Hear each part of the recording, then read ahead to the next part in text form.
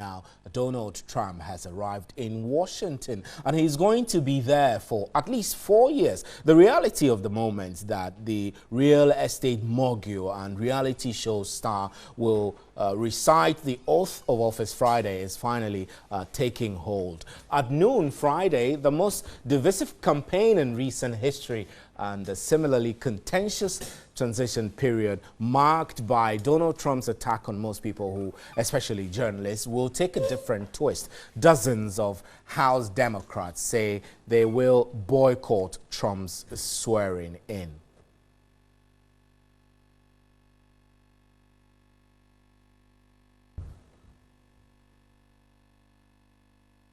Right, so Donald Trump is expected in Washington pretty shortly, and the reality is that he is he's there.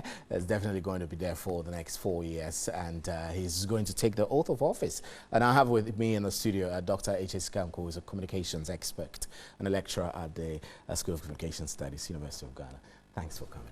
Thank you very much. So Donald Trump, eventually, whether the world, G.I.J., I beg your pardon, whether the world likes it or not, whether they disagree with his fierce rhetoric on Twitter and other social media portals, whether we like it or not, whether we disagree with his stance with Russia or not, he is going to take the oath of office as the president of the United States of America. Should people who are civic-minded be worried? Or that's the order of the day. That's the American democracy. Well, it's a new day tomorrow. Yeah. Donald Trump, you know, the very enigmatic and fiery candidate who won over Hillary, is going to be president. And so for a lot of people who are not really sure if this is going to really happen, well, tomorrow is the day. It really is going to happen. I mean, he's shown that he's somebody who has not held back in terms of his rhetoric. I mean, he reigns and rules on Twitter as much as he is going to rule or preside over the country. He has shown that he has an acerbic tongue and that he hasn't hold back on any occasion. So, I mean, it's a very, very uncertain world, you know, that awaits us. He's going to have the nuclear codes, you know, and so people are anxious, mostly because of the kind of stuff he says and the way he says it, his beliefs, you know, and so, I mean, I don't think it's wrong to say that there's a lot of anxiety, you know, and uncertainty. This is an individual unlike any that we've ever seen. There is absolutely no previous model, no template with Donald Trump. Nothing is beyond boundaries. So it's a very uncertain world. He's been seen to be poking fun at everyone, poking fun at the European Union. I mean, recently had exchanges with Angela Merkel, and then his relationship with Russia. We haven't even heard him mention Africa. Do you think that Donald Trump's foreign policy towards Africa in particular could be very worrying, or I should say uncertain, leading to perhaps some negative decisions that could affect the relationship with Africa? Yeah, I mean, his thoughts and his beliefs about Africa are practically non-existent. I mean, they're just a footnote, you know, if at all, you know, in his rhetoric and his speeches and his pronouncements. So it's very hard and difficult, you know, to predict the kind of policy he's going to have towards Africa. The best that we can do is to speculate based on his general beliefs and his general principles. Yeah. As you rightly said, Africa hardly ever, I mean, features, right, in any of his rhetoric, if I can remember at all. But if you look at his general beliefs, then we can extrapolate that to Africa. You look at Barack Obama, he was an internationalist. He is anti-globalization. He believes in protectionist policies. And so you can expect that he would rather be more interested in domestic policy than international affairs.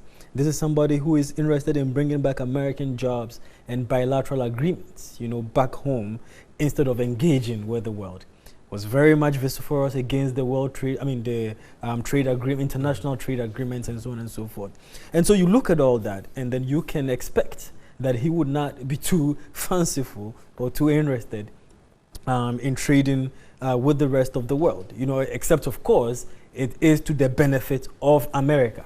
And so the times where we saw America take a back seat or leading from behind, America seeing the rest of the world as partners in terms of cooperation, I don't think that would be the same thing that we would expect, because for him, it always has to be America, America, America. So we talk about international trade, we talk about international agreements, and nations are supposed to operate on an equal basis, but it's hardly the case, you know, because for him, it's got to be America ahead. Or nothing else. Or nothing else. No, So when we look at the fact that the Republicans have taken a very serious, bold step towards repeal of the Obamacare, and this will leave about over 20 million people who previously didn't have health insurance and now enjoying, will put them at risk of not getting health cover. Now, the fact that Donald Trump or the Republicans have not put down an alternative to the Obama health care, what kind of America do you see under Donald Trump when it comes to health care in particular? well, you see, the thing is that there is nothing there to even consider. It's, I mean, it's a tabula rasa, it's zero, nada, nothing, an empty slate, you know, out there. So, I mean, we don't even know, you see, and I don't even think his own members of Congress have any idea. And so people are saying that, well, I mean, they don't really think that the repeal is going to go on, because the truth of the matter is that there is no alternative policy. That is just the truth. That's just what it is, you know. So, and I believe it's one more. So you reason. think that the posturing of Congress is perhaps just to appeal to the masses who voted for the Republicans, or what? It's just for a show of it, and that eventually Obama care will remain?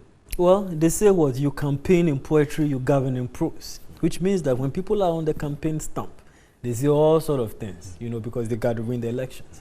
And for somebody like Donald Trump, it's all about winning, winning, winning. He believes in the Machiavellian ideals, which is that the end justifies the means, you know. So, I mean, for him, it was about winning the election. And he appealed to a populace of the Americans who were tired of the mainstream, tired of the bureaucracy, tired of the Washington establishment that Hillary Clinton presented. He's a rich man, but was able to effectively use populist rhetoric to appeal to the general masses who were interested in looking for something new or something really, really different. And he got his way. He won eventually. And he did win eventually. So, I mean, we wait to see what it is, if he is going to walk the talk. Those who also say that Donald Trump's rhetoric, his fierceness, which we've spoken about on social media, Twitter, his attacks on everyone who disagrees with him, people say that all of that will change the moment he takes the oath and he sits in the Oval Office as the President of the United States of America. Do you believe this? Well, I mean, that is the expectation, because people don't expect that you become a president and you still talk like you're campaigning. I mean, there are times and there are seasons for different ways to rhetoric, I mean, language and all of that. So that is the expectation. But knowing Donald Trump for who he is, you're not you know, well, I don't think I'm anticipating it, because, I mean, between when he won the election and the transition period, he's been president-elect, you know, and we've seen him, you know, engaging in all sort of social media, whatever, attacks and exchanges with people as historical and as important as Congressman Lewis, a very towering congressman in the history of African-American history and in the history of America, is fighting for diversity, inclusion, multiculturalism, civil rights. You were able to pick a fight with him on Twitter and all of that. And so, I mean, this is as unconventional, you know, as it can get. I mean, for a lot of people in Africa, and I know, I'm sure that is the connection that they're looking forward to. I mean, it is going to be a very, very major change or difference, you know. But, I mean, some people are hopeful. They are expecting that the withdrawal, you know, of America in the international system, so to speak, would also lead to more collaborations between Ghana or Africa and other parts of the world, more South-South cooperation, and that, I mean, it would help us to also think about international trade in a different way. So, I mean, we look forward to see what happens, but you can be, but nobody is sure if Donald Trump is going to invite African leaders to the White House. And President Obama, he did that for the first time ever, the Africa-U.S. Heads of Government Summit, bringing African president. That had not happened I mean, it's a very, the jury's out there as to whether someone like that would do, Donald Trump would do that. Are you hopeful for America under Donald Trump? Oh, well, you know, he has the mandate. You see, at the end of the day, he has the mandate. And people want something new. People want change, just like in Ghana. He offers that newness and change. Absolutely, he does, you know, because we are just tired, you know, of the establishment and doing things all over, the same again. So, I mean, and he has clearly shown that he has the temerity to do the difference. So right, Dr. Eches Gamku, we're grateful for your time. Thanks very much for coming. Dr. Eches Gamku is a communications expert, as a lecturer at the Ghana Institute of Journalism. And my name is Stephen Anti.